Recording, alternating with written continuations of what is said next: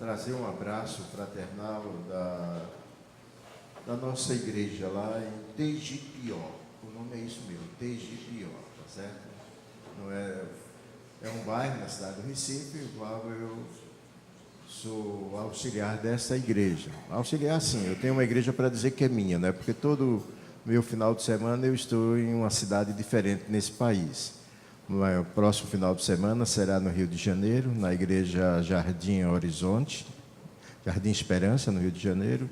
No outro eu vou estar em São João do Meriti também, fazendo trabalho. E como diz o meu conterrâneo, né, Luiz Gonzaga, minha vida é andar por esse país. Né? Mas eu quero trazer um abraço fraternal, quero agradecer já ao reverendo Nath pela oportunidade de nos convidar para estar aqui com vocês. Né? Ontem eu dizia que eu estava me sentindo numa igreja bem parecida com a igreja que eu era o pastor antes de vir para a Secretaria da Pessoa Idosa, que era a Igreja Presbiteriana da Boa Vista, no centro da cidade do Recife, e que esta igreja aqui tem todas as características da igreja, agora em miniatura, não é? E aí eu comecei a pensar, quando eu escrevi o livro da igreja, eu me lembro que alguém daqui da região pediu a planta da igreja para construir uma igreja. E provavelmente foi esta igreja, porque é muita semelhança, tá? É muita semelhança para...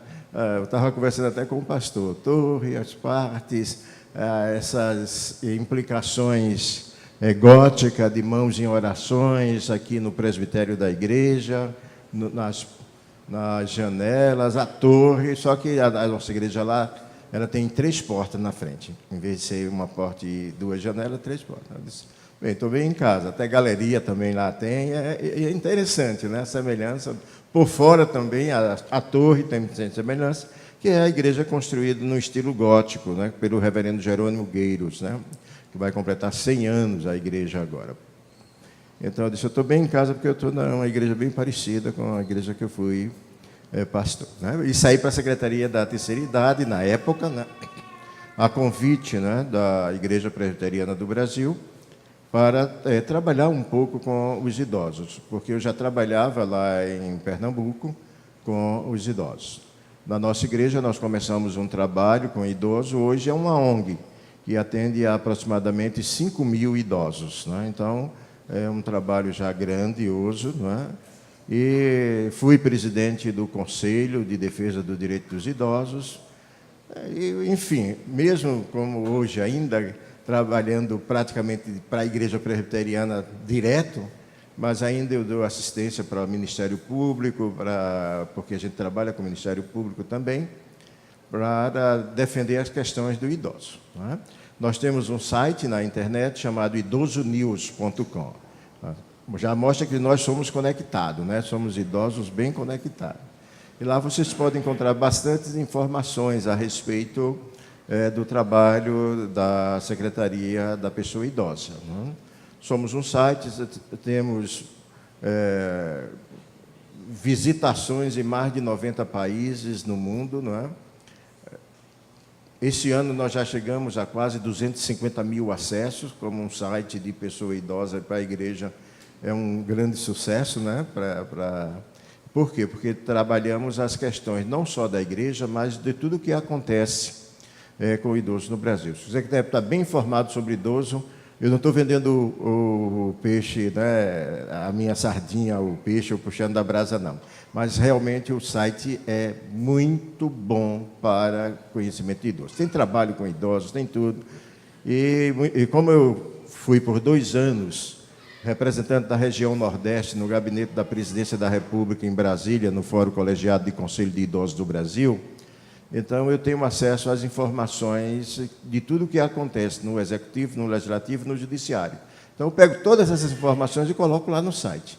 Então, você pode ler no nosso site uma notícia que à noite na televisão você vai escutá-la, ou no outro dia. Né? Nós temos essa prioridade de receber essas informações. Então, não só de notícia da igreja, mas de tudo o que acontece no Brasil. Quero dizer também para vocês que uma das preocupações da Secretaria é fazer com que a igreja envelheça com qualidade. Não é? O Brasil não tinha políticas públicas para envelhecimento, então nós temos aproximadamente 20 anos de políticas públicas, não é? O estatuto é bem recente, praticamente, não é? 15 anos aí. Não sei quantos sabem, mas o estatuto, quando ele foi para o Congresso Nacional, tinha 15 artigos, encaminhado pelo deputado federal na época, Paulo Paim, e quando se formou a comissão para trabalhar o texto do estatuto, coube a um presbítero da nossa igreja, né, da Igreja Presbiteriana do Brasil, o Silas Brasileiro, que é irmão do Roberto Brasileiro. Então, foi ele que foi o redator do texto do estatuto. Então, o estatuto pulou de 15 artigos para 103 artigos. Muito bom, é muito bom mesmo. E quando a presidente Dilma quis fazer o Estatuto da Juventude, utilizou o texto do Estatuto do Idoso, né? Está seguindo a mesma linha. Então, o estatuto tem não só as multas daquelas pessoas que criam dificuldades para o idoso, né? Mas também tem as penalidades, né? Por exemplo, infantilizar um idoso tem multa, e além de ter multa, dá de 6 a 3 anos de cadeia, não é isso? Então, tem que ter cuidado para não infantilizar idosos, né? Tem essas questões todas. O estatuto ele começa com as prioridades logo, não é? O que acontece? A pessoa idosa ela tem prioridade absoluta e imediata. Cria-se fila de idoso, mas idoso não tem fila. Idoso é para ser atendido imediatamente. Mas o que acontece? Como o idoso não conhece a lei, a família não conhece a lei, às vezes as empresas também não conhecem a lei, faz fila para idoso. Mas idoso não precisa fazer fila. É chegar e ser atendido. Agora, se os idosos fazem filas, aí, resultado, cria algumas dificuldades. Muitas vezes as filas ficam maiores do que a fila do pré-idoso, né? Porque nós dividimos assim: idosos é aquele que tem 60 para cima, e tem 60 para baixo é pré-idoso, não é? Então, a minha secretaria trabalha com todos, né? A SAF só trabalha com as mulheres, a UPH trabalha só com os homens, a UMP somente com os jovens, adolescentes. E quando chega na REPAP, que é a Rede Presbiteriana de Apoio à Pessoa Idosa, a REPAP trabalha com toda a igreja. E aí, nós também motivamos a igreja a organizar o seu grupo de idosos, que a gente chama de REPAP, né? A REPAP pode participar homens, mulheres, não tem idade. Dos adolescentes para cima já pode fazer parte da REPAP. Nós temos um exemplo aqui em Anápolis, Goiás, que nós temos uma terceira idade jovem, só formado por jovem da mocidade, não é? Eles fazem trabalho com idosos, por quê? Porque isso vai ajudá-los a envelhecer com qualidade. Que esse é o grande problema, né? Hoje eu estava falando lá sobre, em Jacareí, né? Sobre os preconceitos que se coloca sobre o idoso, não é? E nós precisamos, como igreja, acabar com esses preconceitos, tá? Mas eu não queria falar para vocês hoje à noite sobre idosos, eu queria trazer uma mensagem para a igreja, e vou usar um texto aqui que vai servir para idosos, pré-idosos também, ok? E se vocês quiserem mais informação, entra lá, Idoso New. Vocês vão receber o Estatuto do Idoso. Nós estamos deixando com o pastor aqui exemplares, certo? E lá tem o nosso endereço, que vocês podem entrar lá e pegar mais informações. O texto que nós escolhemos essa noite está no livro de Atos, no capítulo 20, e vai do verso 7 ao verso 12. Atos 20, de 7 a 12. A versão que eu tenho aqui diz o seguinte: no primeiro dia da semana, reunimos-nos para partir o pão, e Paulo falou ao povo. Pretendendo partir no dia seguinte, continuou falando até a meia-noite. Havia muitas candeias no piso superior onde estávamos reunidos. Um jovem chamado Eutico, que estava sentado numa janela, adormeceu profundamente durante o longo discurso de Paulo. Vencido pelo sono, caiu do terceiro andar. Quando o levantaram, estava morto. Paulo desceu, inclinou-se sobre o rapaz e o abraçou, dizendo: não fiquem alarmados, ele está vivo. Então subiu novamente, partiu o pão e comeu, e depois continuou a falar até o amanhecer, e foi embora. levaram vivo o jovem, o que muito os consolou. Que Deus aplique em nosso coração a porção da sua palavra lida nesse instante e que possamos tirar lições desse texto para aplicá-lo à nossa vida. Prometo a vocês que não vou falar tanto quanto Paulo, tá certo? E nós não corremos o risco, porque nós não temos um terceiro andar aqui e ninguém vai sentar na janela, não é isso? Mas toda vez que eu olho para esse texto, eu me lembro dos índios Guajajaras. A minha formação acadêmica, eu sou antropólogo, né? Então, os índios Guajajaras é o seguinte, lá na tribo tem uma igreja, né? E ele começa o culto assim às 7 horas da noite. Então, o que é que acontece? Eles cantam, e o culto vai até meia-noite. Quando o missionário não está, o culto vai até 3, 4 horas da manhã, porque o missionário é fraco, aí não aguenta ficar muito tempo, né? Então, eles terminam. Eles cantam um hino 30 vezes, o mesmo hino assim, 30 vezes, o mesmo hino. E ninguém vai embora, né? Ninguém vai embora. Quando eu leio essa história, eu sempre associo aos índios Guajajaras ali no Maranhão, né? Mas, queridos, voltando aqui para o texto, para que a gente possa refletir, nos tempos atuais, né, existe uma variedade infinita de igrejas, né? O Brasil tem quase 30 mil denominações, é uma coisa absurda. Tem igreja para todos os gostos, né? Tem de Bola de Neve ao Cuspe de Jesus, não é? Igreja que cada vez, eu ando por esse país aí, vou verificando cada nome estranho, né? Porque se eu tivesse anotado, eu já tinha um dicionário de nomes de igrejas. E do ponto de vista da gente olhar para isso, né? Eu não sei se isto é bom, não é? Se isso é ótimo, porque existem vários tipos de pessoas e de grupos sociais que precisam serem alcançados pela multiforme graça de Deus, como escreve o apóstolo Pedro. Mas também a gente pode correr num grande risco, né? E isso é muito perigoso, porque essa confusão, né, termina a gente ficando sem saber qual a igreja está mais próxima da Bíblia. Embora a gente saiba que a centralidade de qualquer igreja é a palavra de Deus, porque ela é que é a regra de prática e de fé, o que leva a ser uma igreja verdadeira, né? Nessa época que o texto é escrito, Paulo estava passando por uma situação complicada assim, parecida com as nossas. É tanto que ele estava correndo de um lado para outro, ensinando, pregando, orientando, e quando é pouco mais o pessoal saía dos ensinos de Paulo e corria para outro canto. E Paulo chega a dizer que as pessoas mudavam com uma rapidez enorme, né? Com uma rapidez enorme. E aqui nesse texto é interessante também lembrar que ele criou como se fosse uma base missionária nessa cidade chamada Troade, né? E lá Paulo parece que centralizou todo o seu trabalho. Até porque quando ele vai escrever a Timóteo, ele vai dizer isso, ó, traz a capa que está lá, traz o pergaminho, né? Traz Marcos, né? Então, ele tinha um trabalho ali já bem estabilizado, né? E ele vai até dizer que foi esse local onde Deus abriu essa porta para ele, né?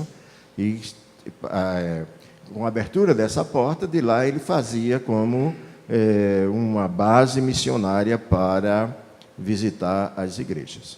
E a gente verifica que ele prestou um bom trabalho àquela região, partindo de Troade, né? E o que é que acontece? Com isso, ele, quando passava lá, o pessoal queria também escutá-lo bastante. É interessante isso, né? Não sei se Paulo tinha alguma casa lá, ou se ele deixava na casa de alguém, certo? E numa dessas viagens, segundo o texto, houve uma coisa interessante, né? É uma experiência marcante. A gente pode dizer, houve um milagre. E qual foi o milagre? Eu vou colocar aqui a palavra ressurreição, porque a gente gosta muito dessa palavra. Embora, né, essa palavra só deve ser aplicada, ou só deve ser aplicada, a ressurreição para a vida eterna, né? Porque quando se ressuscita para a vida eterna, não se morre mais. Mas aqui nesse caso, no caso de Lázaro, no caso da filha da viúva de Naim, né? A filha de Jário, a gente já trata tudo isso como ressurreição. É uma espécie de reavivamento, né? A pessoa morreu e foi revivida, né? E então houve esse milagre da ressurreição lá nessa ocasião. E aí, resultado, a igreja passa por uma experiência de momento assim, trágica, né? Uma tragédia. Imagine um culto no dia de domingo, celebração de ceia, e acontece um acidente dessa natureza. Um acidente dessa natureza.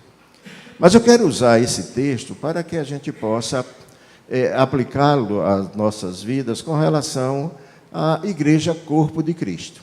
E não uma igreja simplesmente que tem CNPJ ou tem um nome. Não é? E não também para aqueles que são cristãos do ponto de vista nominativo.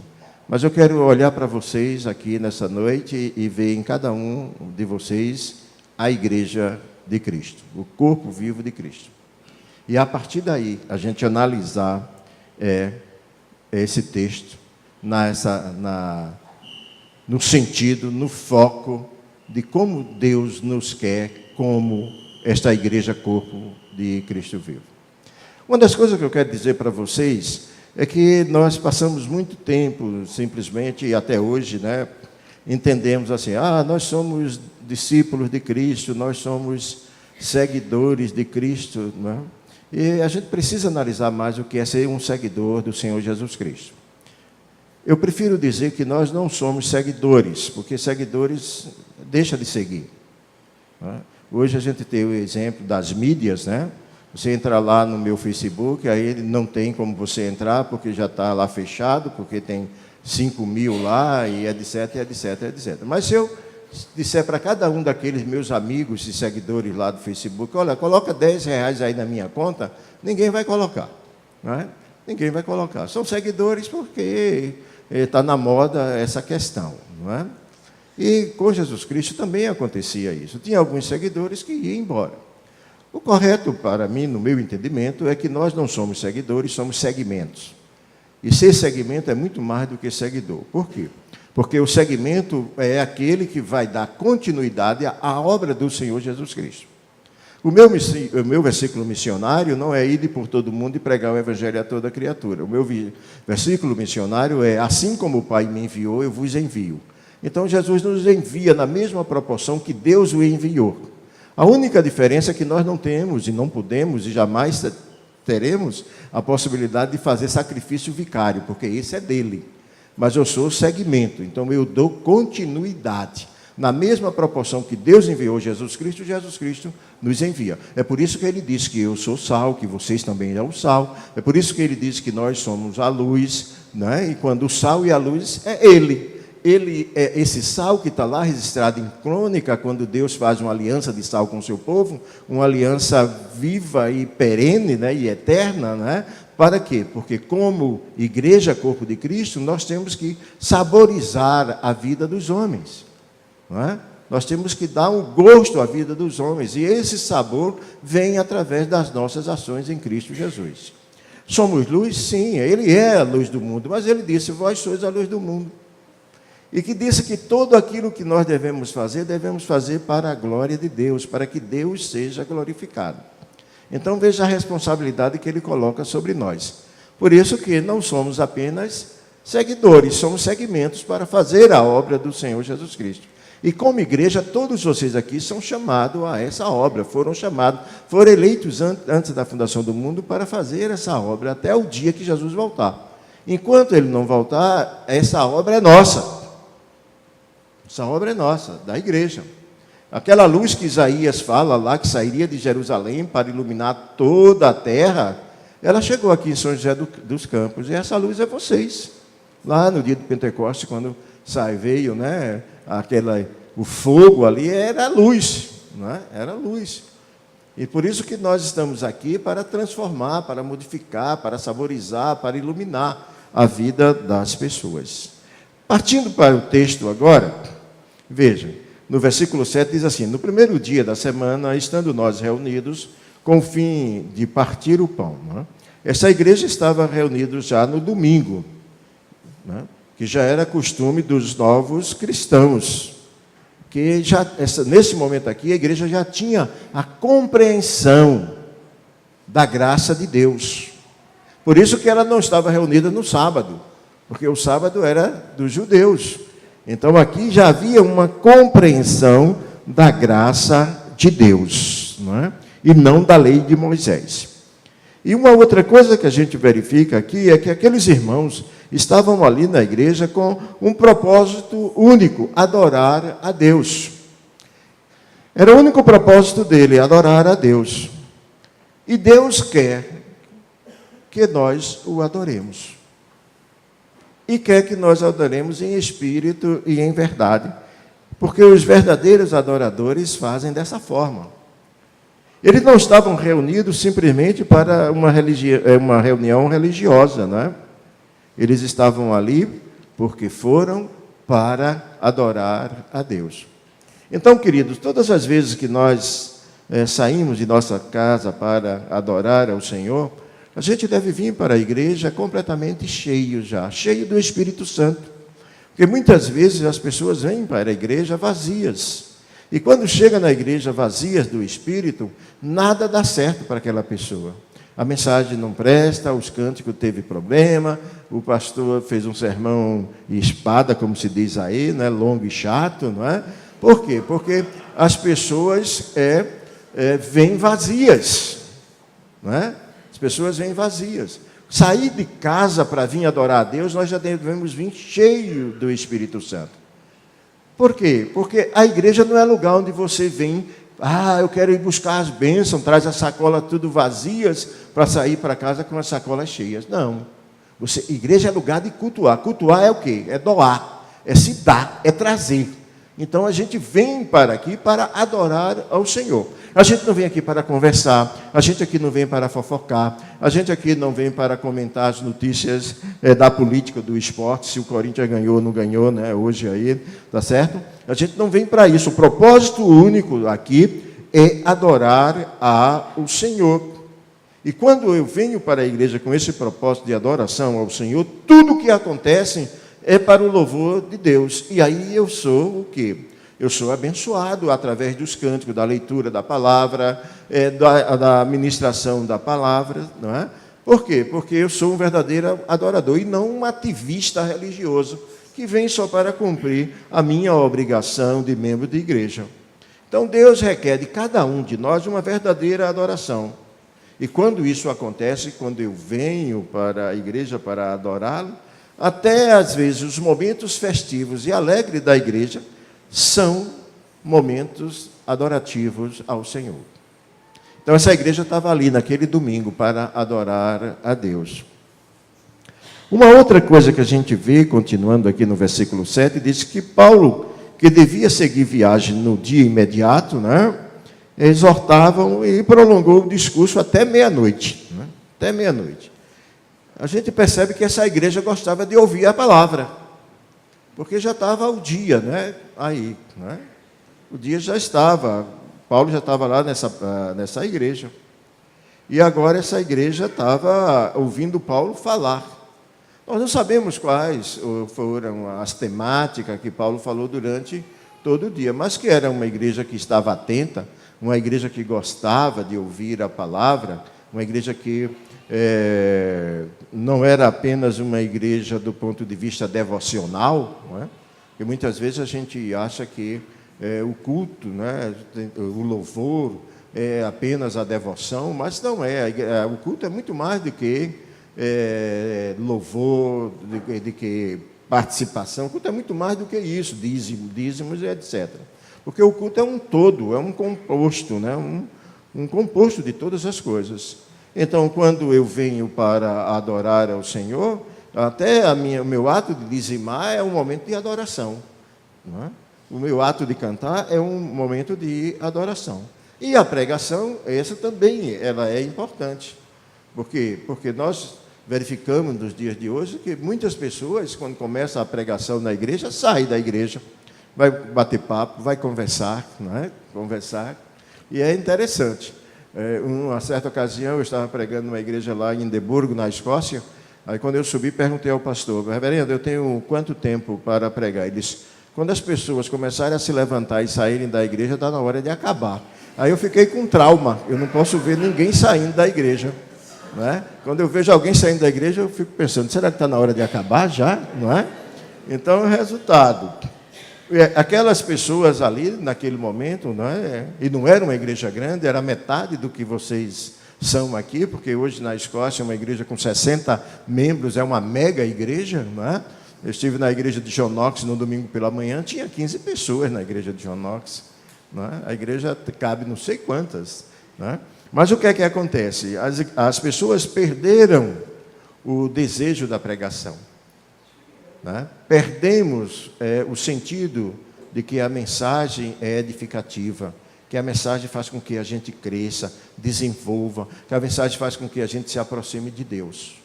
E é interessante gostar da pregação. Eu li certa ocasião que um pastor lá da Coreia foi para os Estados Unidos para uma série de conferências, e no primeiro dia lá, depois de 2 horas de louvor e muitas bandas tocando, aí a coordenação disse para ele: você tem 15 minutos para pregar. Ele disse: olha, eu passei 36 horas viajando para chegar aqui, pregar 15 minutos eu não prego. Termina o culto aí, não prego. Aí depois discutiram lá rapidamente e deixaram ele pregar, ele fez o sermão dele. Mas muitas vezes a gente tem que ter cuidado com essas coisas, não é? Tem que ter cuidado com e dar o devido lugar para a pregação da palavra de Deus. É importante isso. Não é que a gente vai dizer: agora chegou o momento mais importante do culto. Não, todo momento do culto é importante. Do cântico, da oração, da leitura, tudo é importante, porque faz parte deste culto. A pregação é o ensino. E é aí que a gente vai criando, né, em nós, fortalecendo a nossa fé, o nosso conhecimento, vai tendo uma comunicação melhor com Deus, porque terminado o culto, seriamente, a gente vai ser crente de Bereia, né, certo? E isso faz com que nós vamos crescendo nesse caminhar da vida cristã. Uma outra coisa que a gente vê no versículo 8, né, que foi lido, diz assim: havia muitas lâmpadas no cenáculo onde estavam reunidos. Olha que coisa interessante, um culto longo, um dia todo, e o autor sagrado registrou a iluminação. Já pensou? Devia estar uma coisa muito linda, né? De tantas lamparinas ali para iluminar aquele culto ali. E cada um levando, né, de sua casa a luz. Olha que coisa interessante. Não é? Cada um participando para que a igreja fosse, do ponto de vista físico, uma igreja iluminada. Não é? Veja como isso é interessante. Não é? E nós, muitas vezes, não aprendemos que nós somos essa luz. Não? Nós não aprendemos que somos essa luz.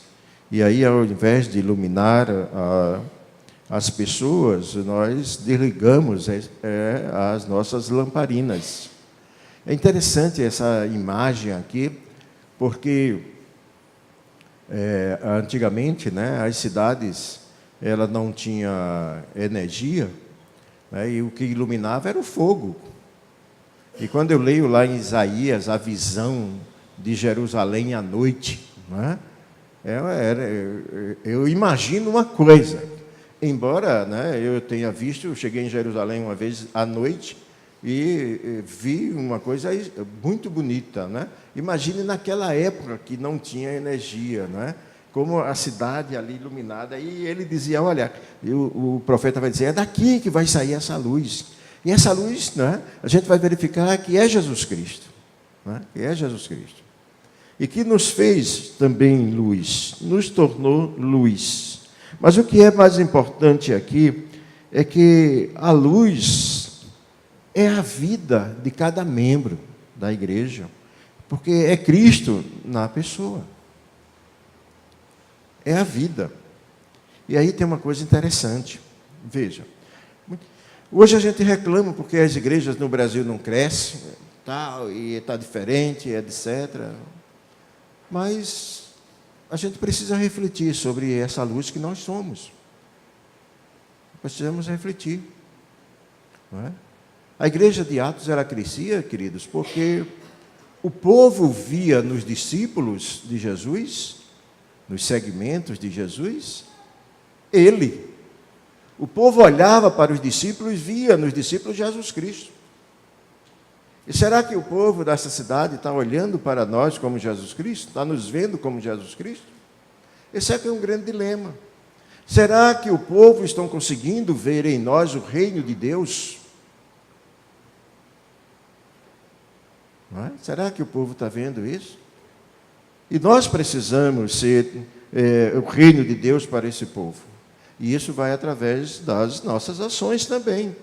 Porque Jesus Cristo, quando diz que é luz, né, que nós não devemos esconder as nossas obras, o que as nossas boas obras glorifiquem ao Pai, é a mesma coisa de como você está se comportando. E aí isso é necessário, às vezes, no trânsito, em casa, no trabalho. Se você é professor, seja o melhor professor. Porque o que você está fazendo profissionalmente é para a honra e para a glória de Deus. E Deus tem que ser glorificado na sua ação. Se você estiver fazendo alguma coisa que Deus não está sendo glorificado, você tem que corrigir. Não é? Se você está estacionando no lugar do idoso, né, quando não tem um cartão, né, se você está avançando o sinal, às vezes bota lá no carro, propriedade exclusiva do Senhor Jesus Cristo, mas para na contramão, não respeita a faixa de pedestre, uma série de coisas. Não é? E é guiado por mim, né, dirigido por mim, guiado por Deus e fazendo tudo que é errado. Não é assim. Há uma máxima de Francisco de Assis, que eu gosto muito dessa máxima. Tem alguém que critica, mas eu gosto dela. Né? A máxima diz o seguinte: pregue o Evangelho o tempo todo, se necessário, use palavras. Como é que eu posso pregar o Evangelho sem usar palavras? Com as minhas ações, com os meus atos. E a vida de luz que Cristo quer em nós é essa vida. Que as pessoas olhem para nós e vejam que nós estamos iluminando. E essa iluminação vai por todos os cantos, né? A gente às vezes fica pensando, só do ponto de vista material, só do ponto de vista espiritual. Não é só por aí. Quando às vezes se questiona as obras e a fé ali, não é? Lá, quando se escreve lá em Tiago, nós temos que ter o cuidado, porque aí a gente olha para as boas obras ali pensando que é só caridade. E não é só caridade. Boas obras é amar.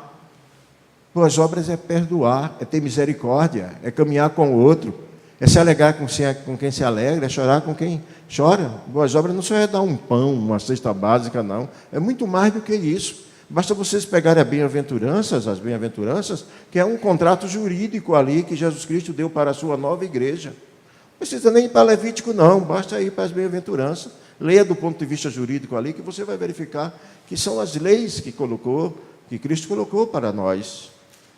Então, o que precisamos é ser essa luz. Porque não adianta construir templos bonitos, faraônicos, né?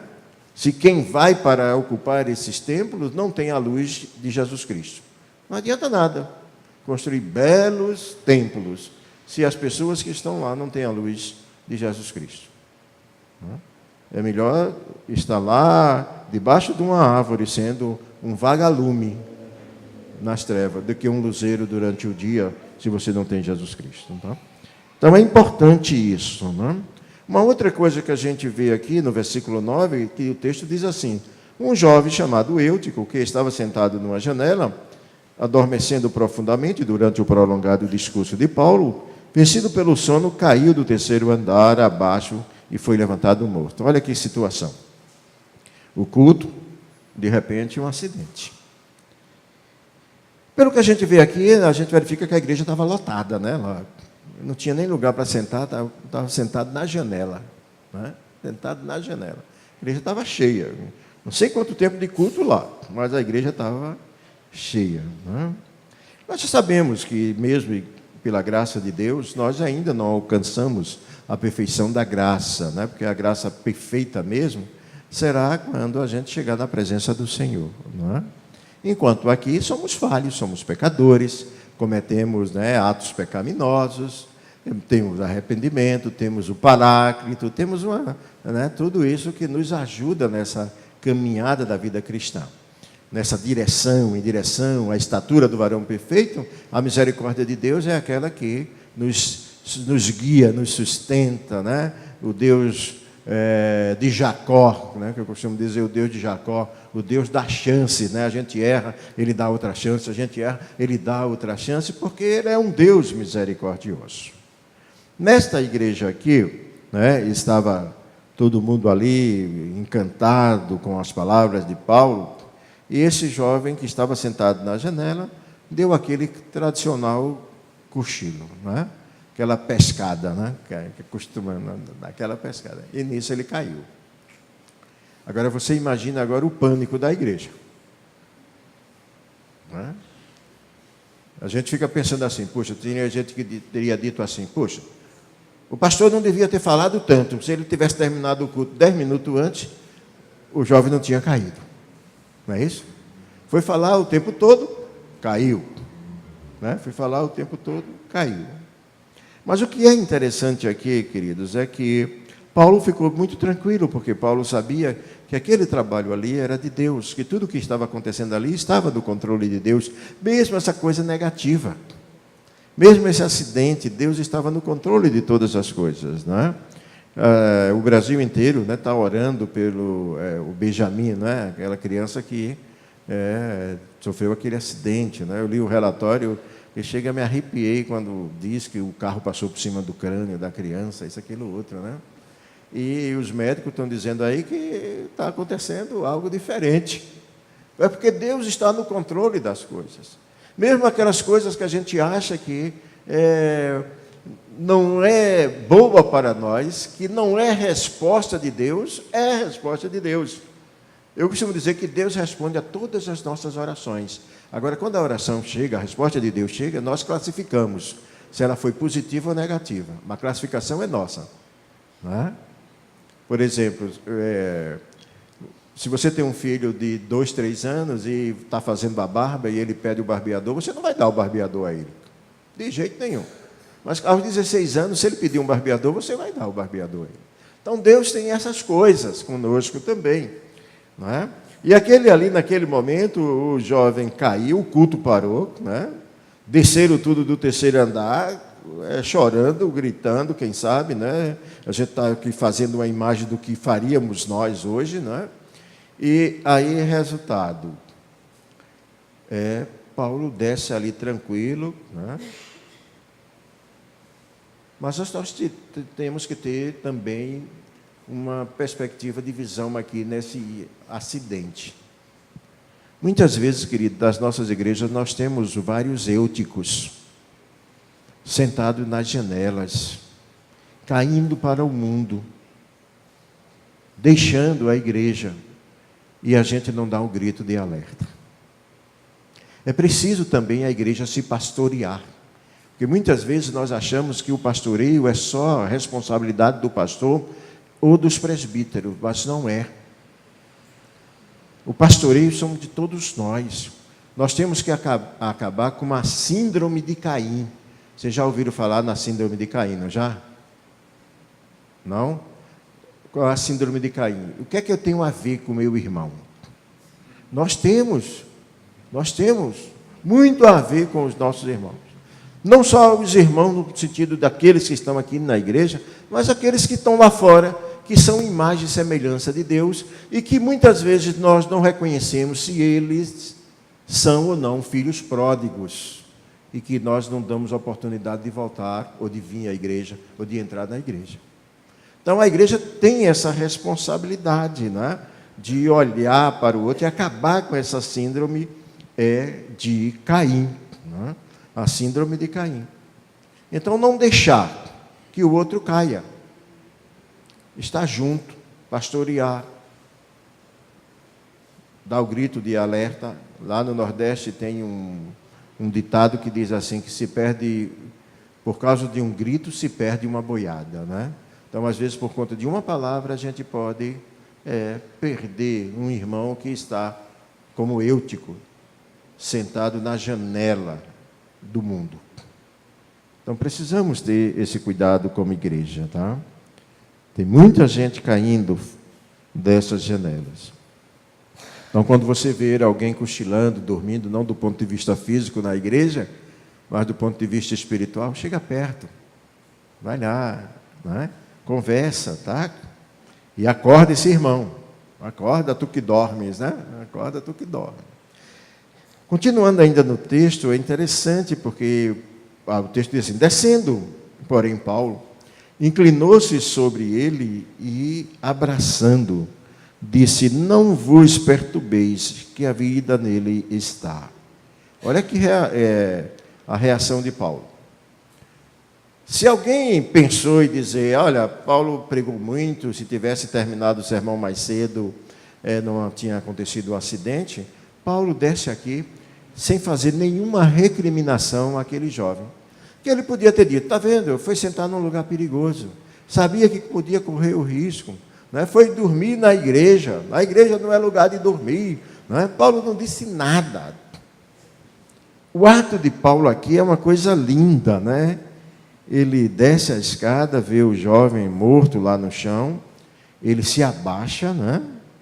E abraça aquele jovem com amor e falou palavras de fé. Palavras de fé. Não vos perturbeis. Ele está vivo. Isso é palavra de fé. Não é? E aí, né, a gente verifica que a vida voltou para aquele jovem. Muitas vezes nós precisamos, como igreja, abraçar os mortos. Abraçar os mortos. Não estou falando aqui nos mortos do ponto de vista físico, aquele que já está ali no caixão, mas os mortos em delitos e pecados. Porque nós não sabemos quem está alcançado pela graça de Deus. Não é? Deus é atemporal. Nesse exato momento é antes da fundação do mundo e Deus está elegendo pessoas. E o Espírito que vai ao encontro dessas pessoas, né, ele vai utilizando a própria palavra de Deus. Por isso que nós somos esse segmento de Cristo, para levar a palavra de Deus àqueles que foram alcançados pela graça, mas que ainda não têm o conhecimento da graça. Por isso que a igreja precisa estar sempre evangelizando, a igreja precisa estar fazendo essa obra de missões, porque cada um de vocês é portador dessa missão. Você pode dar todo o dinheiro que você tiver para missões, mas isso não vai fazer com que você se desobrigue de cumprir a missão que Deus lhe deu. Você pode dar o dinheiro que tiver, dá até seu corpo para ser queimado, como está lá em Coríntios. Mas se você não for fazer a obra, Deus vai cobrar de vocês. Pode ficar certo disso. Tem pessoas que dizem: não, eu não posso ir, eu mando os outros. Então, aqui nessa cidade, gente, olha, a palavra que está lá no grego é etnia, tá? Aqui nessa cidade nós temos muitas tribos. Nós temos as tribos de professores, de médicos, de motoristas, de advogados, de aposentados, de estudantes. Tem tantas tribos, etnias para a gente chegar junto. O que nós estamos precisando é assumirmos o compromisso para o qual Deus nos elegeu. E quando a igreja começar a fazer isso, a igreja vai verificar que ela vai fazer transformações. Fazer transformações. Agora, quando a igreja passa o bastão para outro, né? E eu falei isso numa igreja lá em Nesbiland, na Escócia, eu disse para eles: olha, vocês estão sofrendo isso porque vocês passaram o bastão de missões para os Estados Unidos. Agora não somos mais nós, é os Estados Unidos. Os Estados Unidos está se acabando aí do ponto de vista de princípios bíblicos reformados e etc, etc, etc. Porque também passou o bastão para outros países. E o meu medo é que isso aconteça conosco aqui no Brasil. Essa ideia de estar passando o bastão para o outro. Eu estou dando a minha oferta para missões, então não preciso ser missionário. Não é? E aí você começa a desfinhar na sua missão. E Deus vai cobrar isso de você. Mas Deus quer que nós abracemos os mortos. Não é? Naquele momento, Paulo ali não chegou para aquele lá e disse: ele está morto. Ensinando até a gente trabalhar essa questão das missões. Porque muitas vezes as nossas missões são muito agressivas, os nossos atos missionários. Não precisamos dizer para a pessoa: você está morta. Nós precisamos dizer, Deus te ama. E provar para eles que o amor de Deus não é o amor romântico que nós conhecemos muito bem no Brasil. Não é o amor do dia dos namorados, nem do dia das mães. É o amor ágape ou ágapa, como queria pronunciar. É aquele amor quando eu posso dizer para um outro homem, eu te amo. E ele não se sentir constrangido, porque ele entendeu que este é o amor de Deus. Não é? Então, o que nós precisamos é colocar em prática isso. Né? Ligar para um irmão, acabar com a síndrome de Caim. No versículo 9, continuando, diz assim: então conduziram vivo o rapaz e se sentiram grandemente confortados. Olha só que coisa espetacular. Eu imagino o ambiente daquela igreja. Era até meia-noite o culto. E agora? O culto foi até o outro dia de manhã. Que alegria, hein? O milagre que aconteceu naquela igreja. Não é? O milagre que aconteceu naquela igreja. O Espírito Santo que trouxe a vida daquele jovem, deu vida para a igreja. Deu vida para a igreja. Não é? Agora não só era ele que estava vivo do ponto de vista físico, agora a igreja estava viva espiritualmente. E a igreja precisa ser viva espiritualmente para poder fazer a mensagem, para levar a mensagem de Jesus Cristo. Você precisa estar vivo espiritualmente para ser segmento do Senhor Jesus. Não é só vivo do ponto de vista físico, não. Esse aí a gente agradece a Deus pela longevidade, mas a gente precisa ter um espírito vivo na causa do Senhor. Essa é a grande dificuldade que nós estamos vivendo nas nossas igrejas hoje aqui no país. Porque parece que ser crente, né, virou status.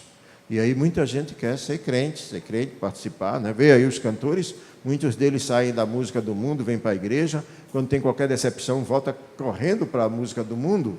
Né? Correndo para a música do mundo. Por quê? Porque não tinha o Espírito vivo de Cristo, estava apenas aproveitando oportunidades. E nós não somos aproveitadores de oportunidades, nós somos segmento do Senhor Jesus Cristo. Aonde nós estivermos, nós temos que operar, olha só, operar maravilhas. Por quê? Porque quando a igreja serve o Senhor com alegria, diz o Salmo lá, 100, Deus faz maravilha no meio da igreja. E nós precisamos disso. Não é? Precisamos ter essa consciência, não é? De que somos irmãos, que somos segmentos de Cristo, que aqui estamos com a missão, que a minha missão não é só ser dizimista, não é só cantar, não é só pregar. A minha missão é muito mais do que isso. É levar ao outro o conhecimento da graça de Deus. E é por isso que nós devemos pregar, porque nós não sabemos quem são os eleitos. Só Deus sabe. E quando a gente prega, o Espírito age, e aí o eleito toma consciência da sua eleição pela graça. Então, essa é a nossa função como igreja. Vocês não estão aqui, né, nesse bairro, nessa rua, como um templo que embeleza a arquitetura da cidade. Não, vocês não estão aqui por isso. Vocês estão aqui para ser sal e ser luz e produzir transformações nessa cidade. Transformações. Não é para ficar apenas no gueto nosso. Não, aqui, cada um no seu cantinho, né, e eu no meio. Não, não é isso. Não é para isso. Nós temos voz profética, nós temos que combater a injustiça, assim como nós temos também o dever de pregar o amor de Deus e a misericórdia. Então, os profetas faziam isso. E no exercício do sacerdócio real, cada um de vocês receberam de Deus a missão. Concluindo, eu quero dizer que esta igreja que nós somos, não é? Certo? É uma igreja, né, que deve ser sempre aquela que celebra a Deus de todo o seu coração. Uma igreja que adora a Deus de todo o coração. E não simplesmente uma adoração figurativa ou nominativa de cristão cultural. O texto nos leva a entender que o culto, né, como um todo, é o que é importante para a nossa vida, como um todo. E culto sem palavra não é culto. Por isso que a palavra tem que ser escutada. Paulo vai dizer uma coisa mais ou menos assim, né? Que aquele que não gosta da palavra é incrédulo. Paulo vai dizer isso, porque ele diz que a fé vem pelo ouvir da palavra. E se você não escuta a palavra, não é? Cria em você uma incredulidade. Então a palavra é importante, não é? A palavra é importante, certo? Uma outra coisa que a gente vê aqui, como no simbolismo da lâmpada, que é o testemunho de vida. Seja luz, tá, meu irmão? Seja luz, brilhe. Não é? Porque Jesus deu essa condição para nós, para brilhar. Certo? Não é para ficar apagado, não, é para brilhar mesmo. E quando a luz chega, a treva vai embora, não é isso? Até no ato da criação, lá em Gênesis, né? Era noite, né? Aí era as trevas, quando chega o dia, né? Então, vai embora as trevas, né? Uma outra coisa que a gente pode pensar aqui é que Deus gosta de uma igreja que é ativa. Uma igreja que está acordada, uma igreja que não dorme, uma igreja que não fica em cima do muro, uma igreja que tem posição, uma igreja que não é politicamente correta, ela tem posição. E essa posição é a posição bíblica da igreja, que tem que ser ensinada, tratada e vivenciada, porque não adianta eu ter uma teologia e não viver essa teologia. Teologia é vida, não é só conhecimento, é vida. Então a igreja precisa estar acordada e não em cima do muro, porque ela é profética, tá? E uma igreja que abrace todos com amor. Nós cantamos um hino aqui, não é? E na prática fomos lá, abraçamos um ao outro, né? Tá certo? E é esse amor que precisa também ser levado para fora deste ambiente. Porque aqui dentro a gente se vê se amando, se abraçando, se gostando e etc., né? Mas lá fora, como é que nós estamos fazendo com o outro? Qual o tratamento que nós estamos dando ao outro? Qual a representação cristã que nós estamos vivendo? É para a gente pensar. Não é? Porque ser crente não só é ser membro da igreja, é muito mais do que isso. É ser segmento do Senhor Jesus Cristo. Então precisamos abraçar todos com amor, certo? E mais, não permitir, não é? Que nada possa impedir a nossa comunhão com Deus e com o outro. Porque não adianta eu dizer que amo a Deus e odeio a meu irmão. Não adianta. Não é? Tem que, antes de trazer a oferta, ir se reconciliar. E a reconciliação aqui é quando a gente pode demonstrar esse amor para os nossos irmãos. É isso que Deus exige de nós. Que nós o adoremos em espírito e em verdade. Né?